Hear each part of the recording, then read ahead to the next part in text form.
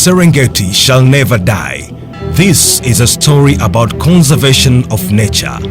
Forget the fake news and disinformation about forced evictions of Maasai tribesmen in Tanzania from their ancestral lands.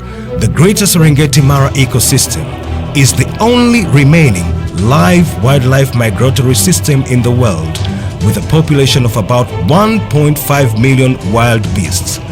The Loliondo Game Conservation Area, which covers 4,000 square kilometers, is part of the greater Serengeti Mara ecosystem, which also comprises the world-renowned Serengeti National Park and the Ngorongoro Conservation Area in Tanzania and the Mara National Reserve on the Kenyan side.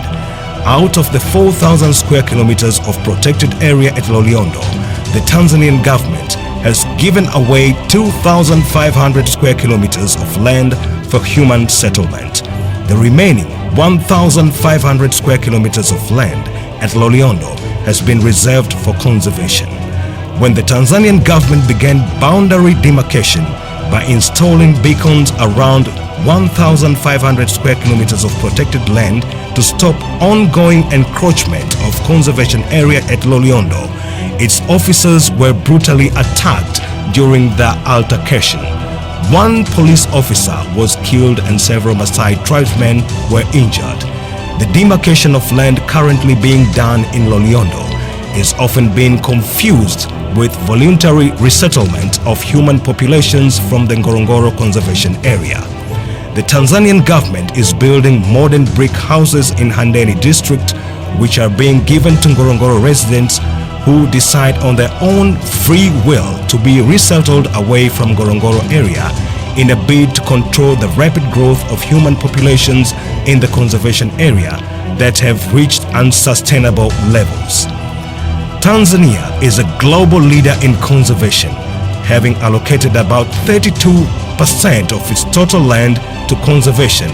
No other country in Africa has set aside such a huge area for nature. The total size of conservation area in Tanzania covers 360,000 square kilometers of land.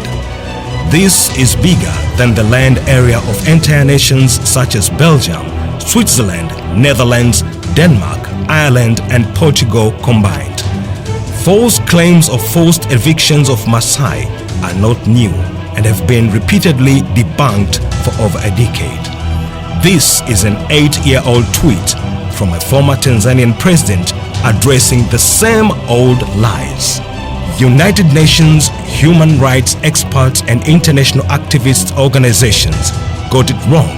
There are no forced evictions of Maasai in Tanzania, and there have never been any forced evictions. International conservation groups should now stand up and support Tanzania's efforts to defend nature. The annihilation of conservation areas for human development and inhabitation must not be allowed to happen. Let's all join forces to defend and protect conservation of nature in Tanzania. Ngorongoro and Serengeti shall never die.